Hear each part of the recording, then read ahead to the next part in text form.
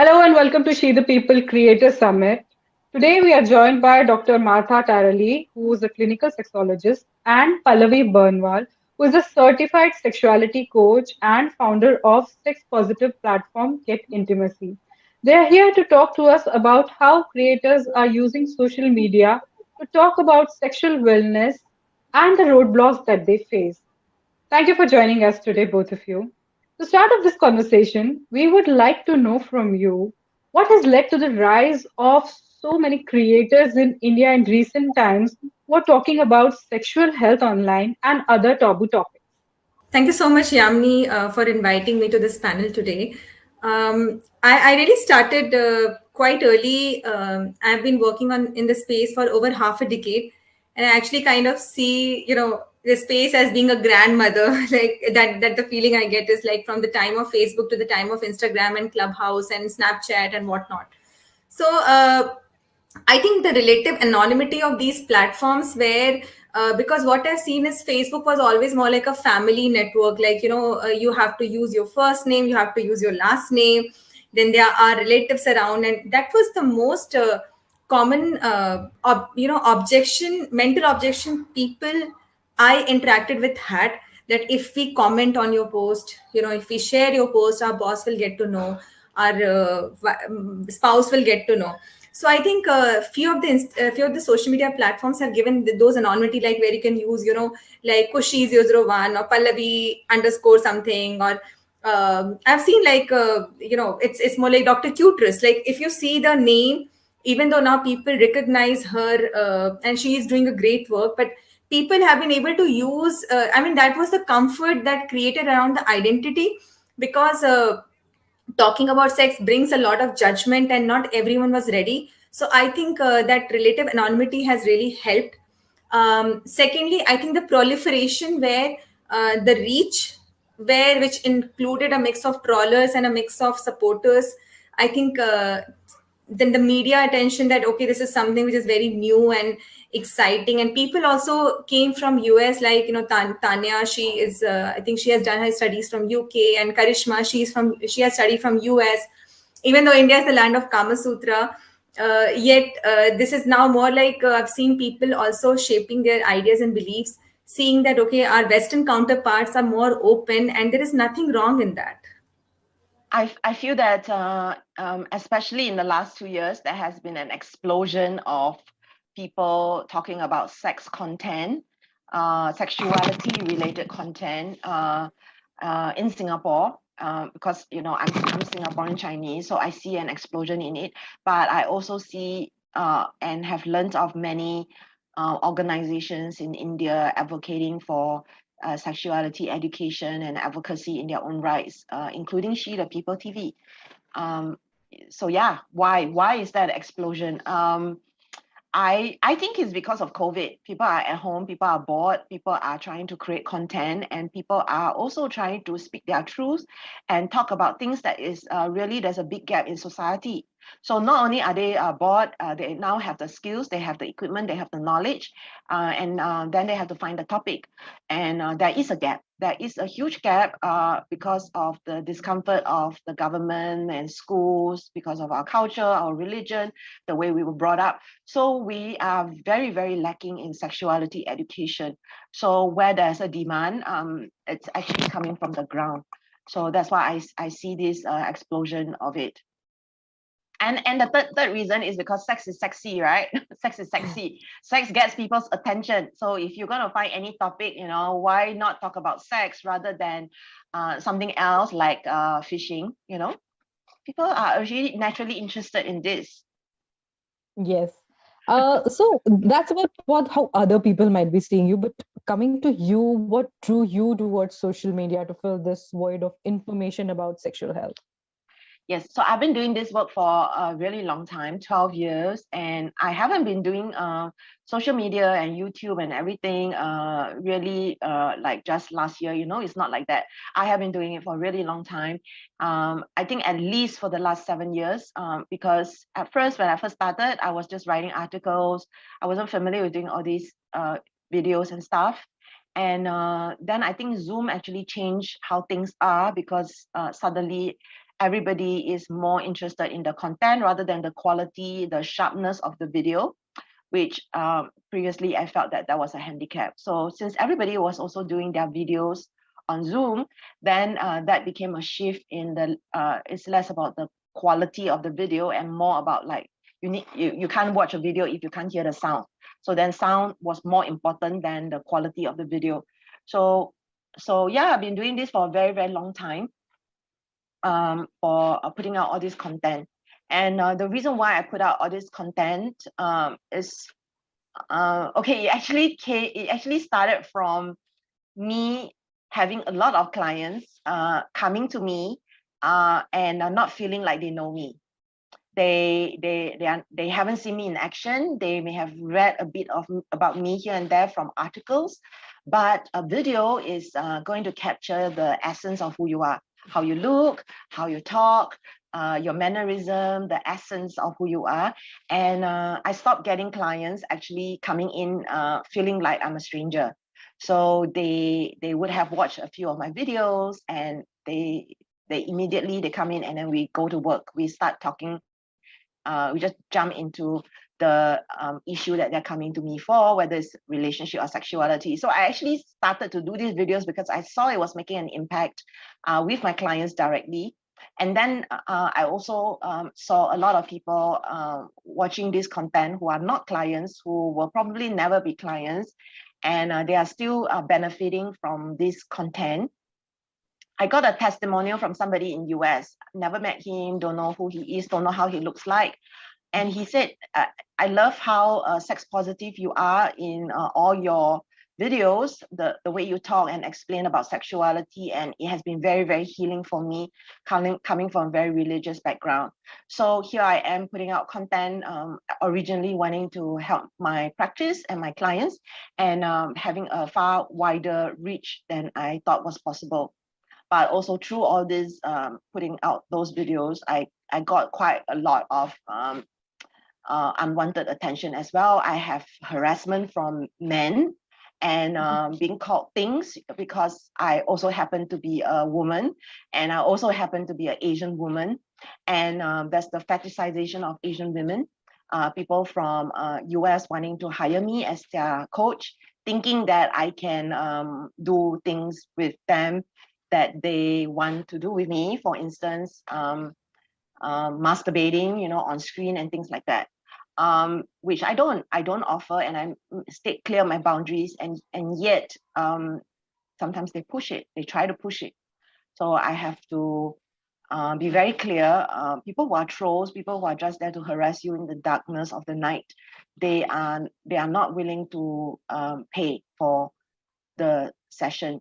So if they don't prepay the session, then all the more I'm not going to show up, and knowing that they are just hagglers. So, Pallavi, you have been a certified sexuality coach. You also run your own digital platform. But what exactly has been your aim with your digital presence? What's the larger picture for you? My journey has also changed over the years. When I started off, I'm more identified as a rebel because this is a totally untapped territory. I mean, I had no precedent before me. I had a novel, My Story by Kamla Das, and that was my inspiration, and Lihaf by Ismat Chugtai. And both of these were very memoirs where the author brought out their inner fury, inner angst, about the sexual repression through their writings, through their outpouring. So I started on the similar lines, okay, like I'm going to just let my heart all out about my, chronicles, about like my sexual chronicles. But what I've seen over the period of time, and this was something even which was new for me, is that when people started reaching out to me with their problems, and that kind of inspired me to take this leap of faith, quit my career, start a new career altogether as a sex coach.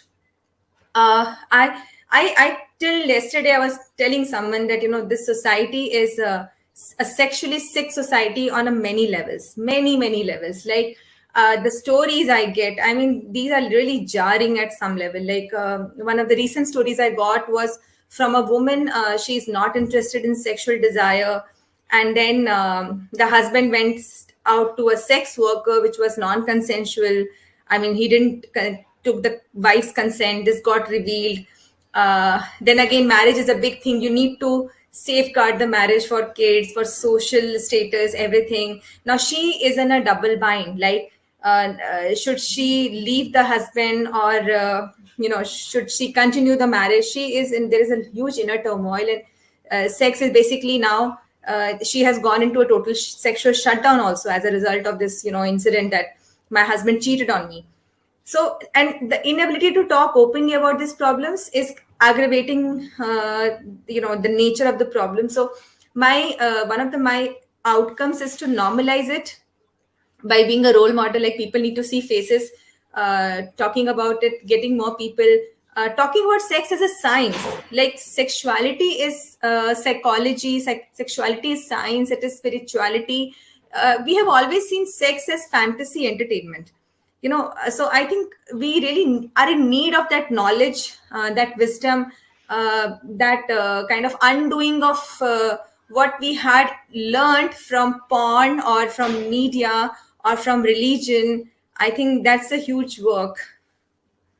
Using social media for talking about sex or any other subject for that matter doesn't come with a rule book or a guide. You have to figure out your own way.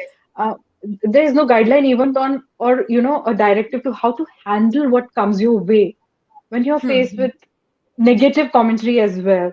So how did you handle that initial feedback about the content that you were putting up? Okay. So I would say being a psychology student also helped, because I'm also kind of doing active studies in psychology. So I understand people operate from their belief systems, and each person's belief system is very sacred to them. So if, say, and so is mine, like, as a coach, one of the things that I need to do is also I need to check in that, am I getting biased? Am I really being neutral here? Am I really trying to bring a neutral perspective? I'm just trying to project my belief that, okay, this is something I held to be true, and this is something I want to kind of project to everyone, that, okay, you follow me. So I use empirical evidence as to really, I use a lot of facts to kind of see if it is more like a hypothesis or it is something which is scientifically valid, to make sure that I maintain that neutrality. At the same time, yes, I have certain preferences. Like, I'm a pro marriage person, or I'm a pro, I have no qualms admitting it that I have a pro personal sex preference. Like, okay, I really believe intimacy is something which is very important ingredient for sexuality. So I really talk about intimacy, in all the sexual encounters. Like, do you really have that intimacy, trust, connection with your sexual partner? While I understand that this is not everyone's view, and this is one of the areas where I get frequently trolled, because I talk about emotions, and people say, okay, no, there can be sexual encounters where there are no emotions involved, and it would be funny, and this and that. I get it. So I understand each of one of us has a belief system, and I respect that. I think that is where I bring in the inclusiveness, that that person has led a certain life, has a certain set of circumstances, and all of that has shaped a certain belief system which could be against my belief system. So I think the idea is to kind of in uniqueness, that rather than saying that it's you versus me, each one of us are unique, and that uniqueness needs to be appreciated. Yeah. So, digital medium is not a new space. And with new and new users added every year, have you seen a shift in the way viewers approach this topic or react to the kind of content that you guys are putting out? Yes, I mean, like, it has always been there. So the yes was about that. It's been since a long time. People, I think people are opening up. I have always, like, right from the day I started, whether it were like, if I, like, the so-called perverts, like someone who are promiscuous people, like, who think, okay, this lady is talking about sex, so they want sex, or people who were supporters. So I never had a lack of supporters, even when I started out.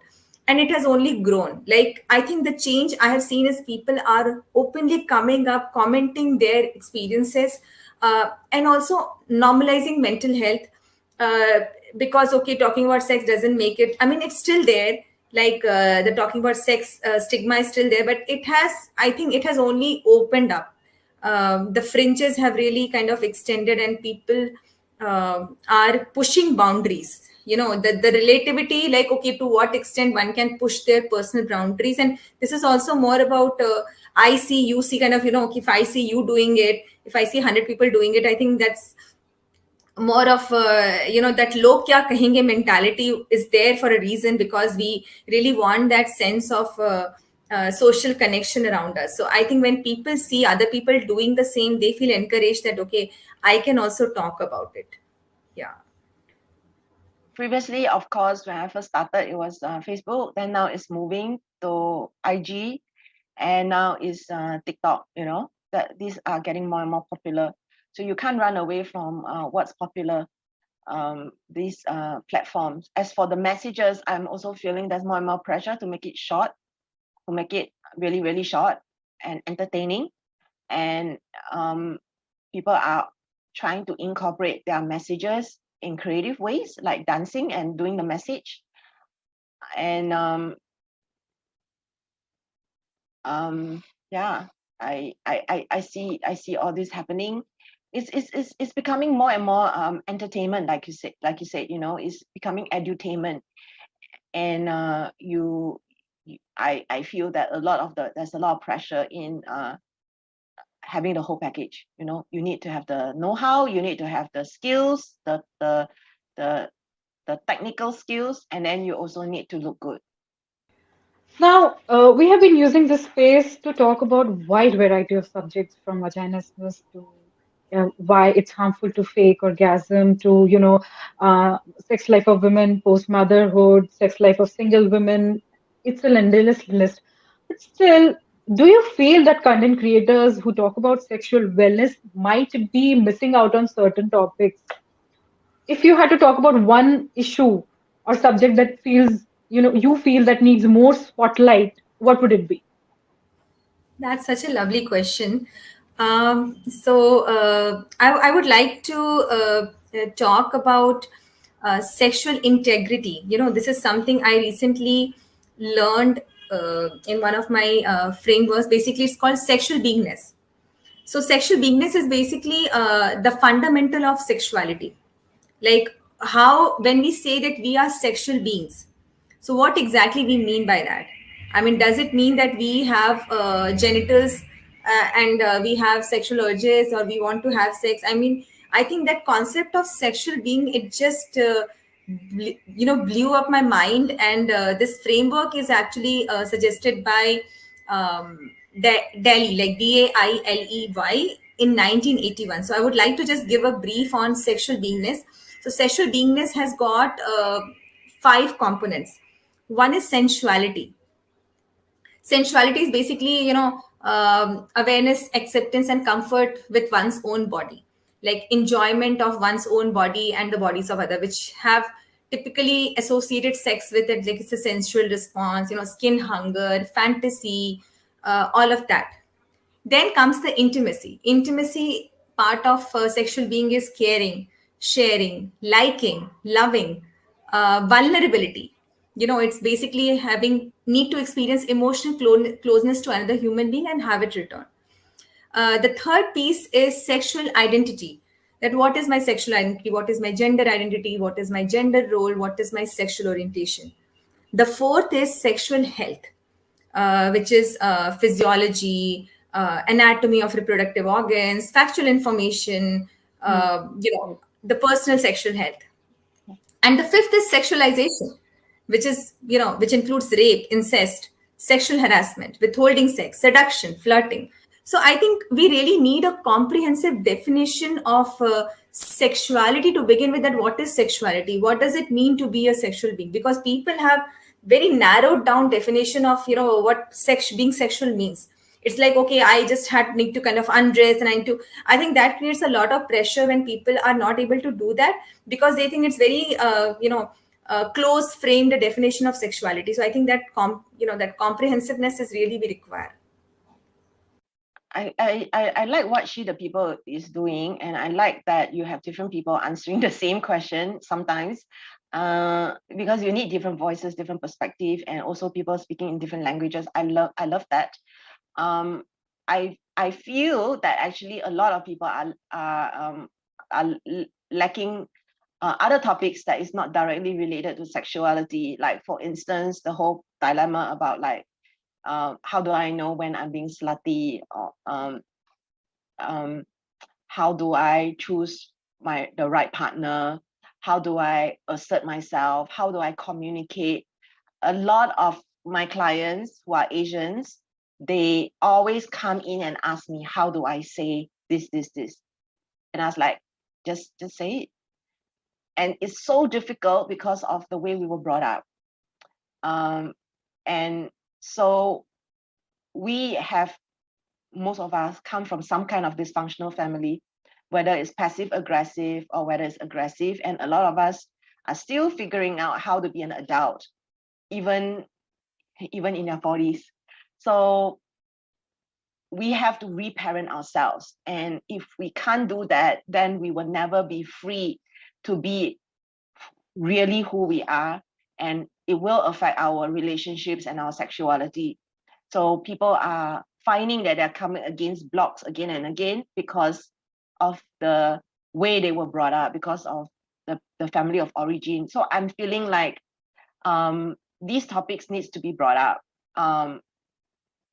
I feel your platform is really doing a really good job, and information around sexual health, information around gender, around sexual orientation, around racism, discrimination of all kinds, bystander intervention, so many things that are current. Like everyone's talking about Me Too, and we want to speak out, and we want to like bash all the men. But the thing is, how many people are really talking about, is it safe to do that? And you don't have to do anything that would cost your life. That's really important to talk about.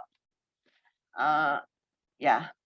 How has your digital presence and the kind of interactions that you have online with your viewers changed your offline work? That's a very good question. I mean, yes, I really felt encouraged, offline in my work. And most of the work is online. So I have very handful of offline meetings, but I would rather like to talk about how it did to my own personal life, because when I started out, it was very much, I felt like, okay, I'm someone who is very isolated in the society. And because I'm talking about something which is very tabooed, I mean, over the years, with this support and acknowledgement that has come from people of all sections and states and countries and whatnot, I have really felt encouraged to reach out to my own family and talk about it and share my work with them, and have got a very good response, especially from my dad, like, which I feel like, okay, he really appreciates when he sees me talking about this, which is a good thing. I mean, that's something I have taken in my offline life. Offline work is, yes, of course, with kids. I mean, when it comes to talking about a life education, like, sexuality education, because I'm also studying psychology. So it has really helped us. Like just 3 days back, a father was kind of, there's this tailor, in my neighborhood, and he was beating his son because he just lied that he went to the tuition and he did not.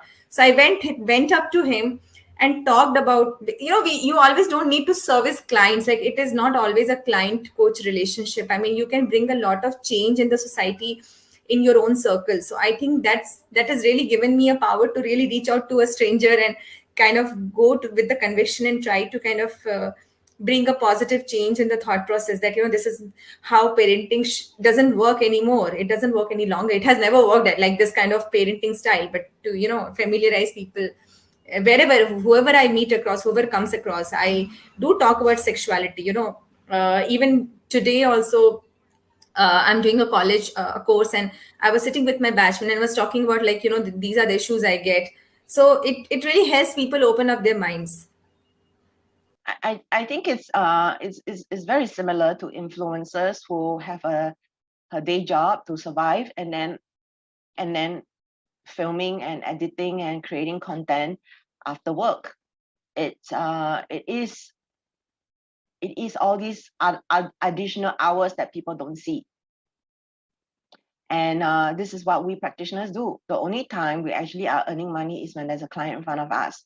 But what we are not earning money from is a lot of times appearing in media, answering media questions, appearing in this and that public forum or talk or workshop. A lot of times we are not paid. And a lot of thankless work, marketing work, doing all these videos, content, we are not paid.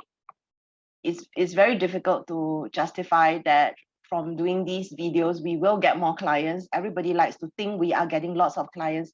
It's not true, because the platform is such that they are looking to be entertained. They are not looking to hire.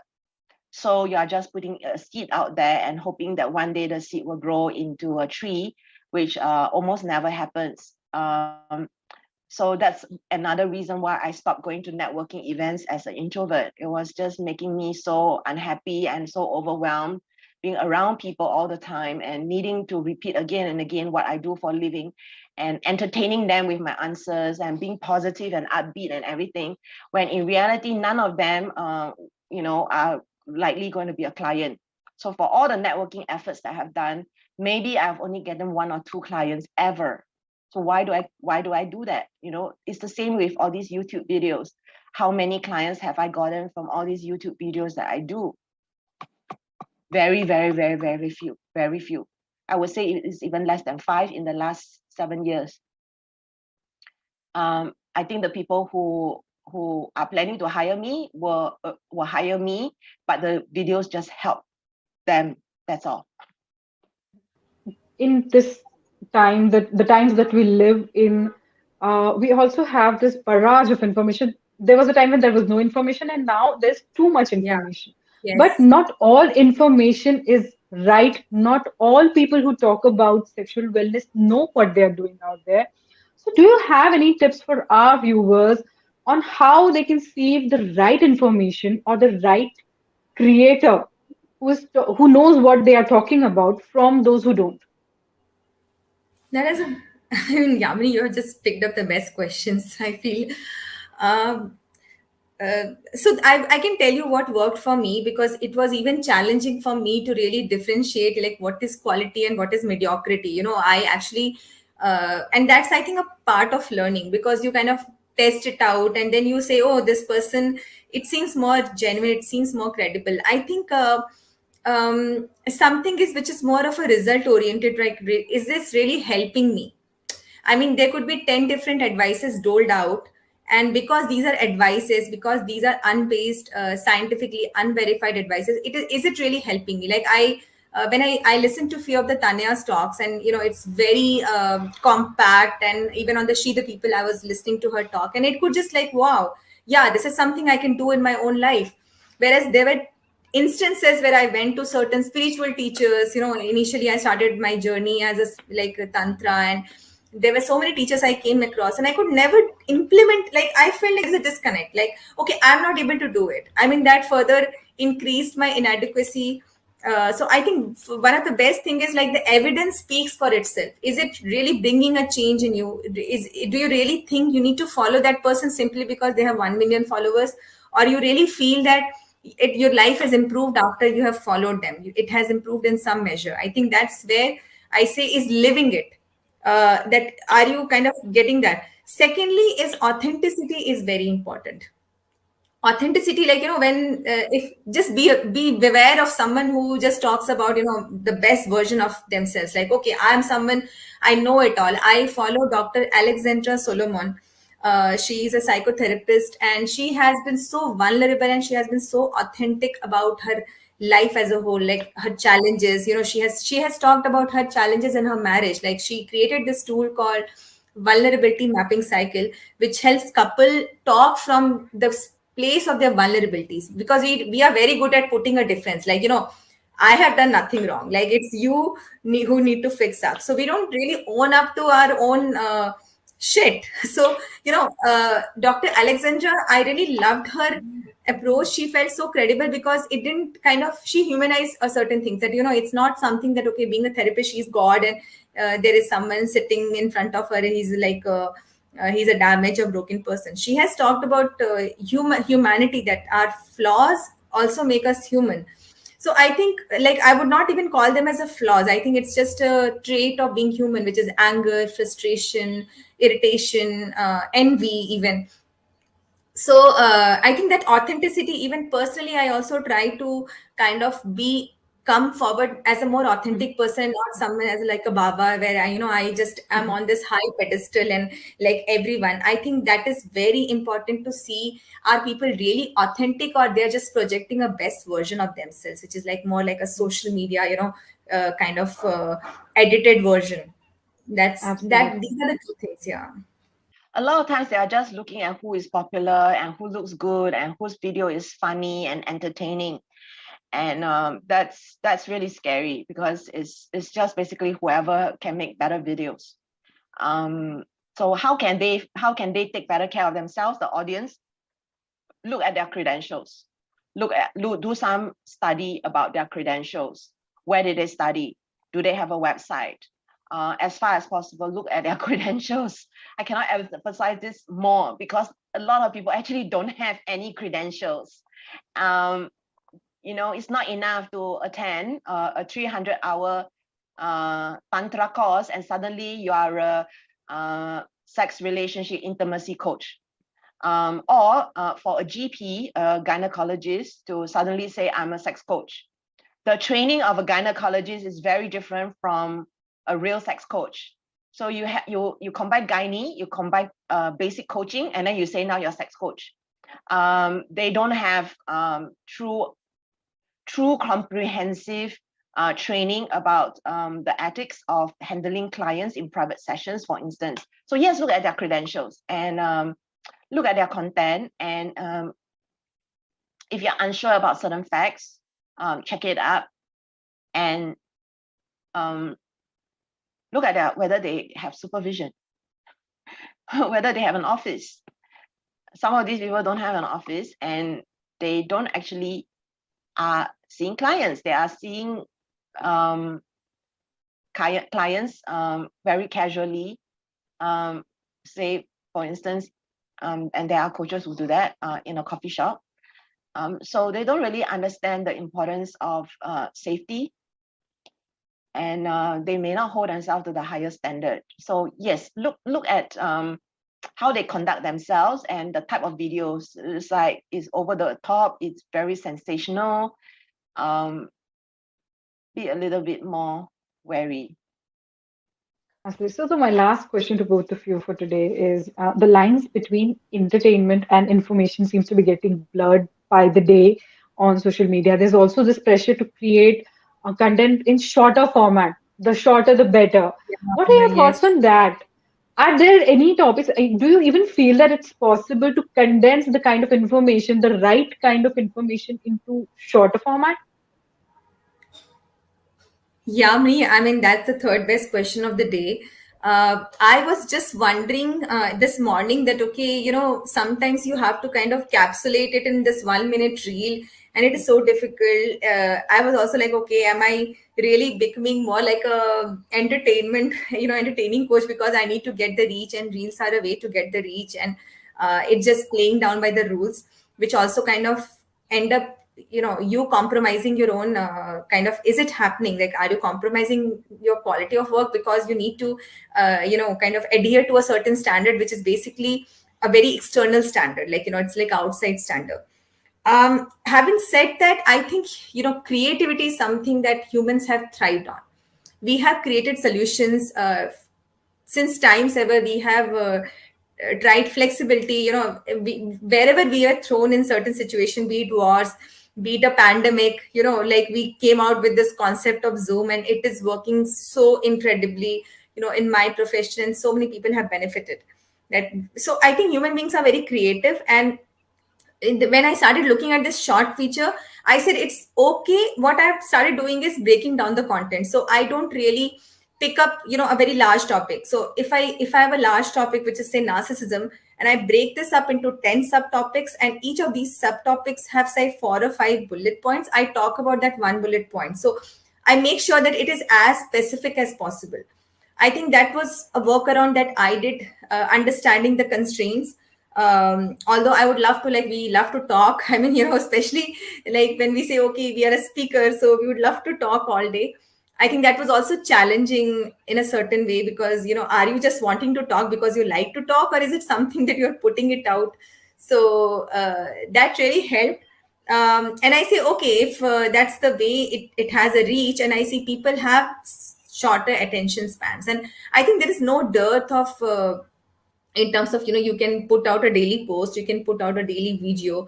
So the content is already coming. I mean, for Dr. Alexandra also, and other followers, other therapists that I follow personally, I have seen that we have, like, using creativity, we have created a workaround.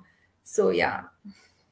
Yeah, many years ago when I first started, I got pissed off with one publication wanting me to answer questions every month in 100 words. And I was like, this doesn't do justice to the question. And my supervisor at the time told me that, Martha, you can think of it as, wouldn't it be great if you can answer question in a way that people can still benefit? So I actually see it as is a challenge. But there's no way you can answer a question comprehensively if you do it so bite-sized. So now that people are all looking for bite-sized information, but it won't be comprehensive. So yeah, I feel it's okay. It's a starting point, and hopefully it gets through, because I don't think it takes one good sex educator. I think it takes a whole village, a whole community to really change the world, like what SheThePeople is doing. I really, really, really love what SheThePeople is doing. Thank you so much for joining us today, Pallavi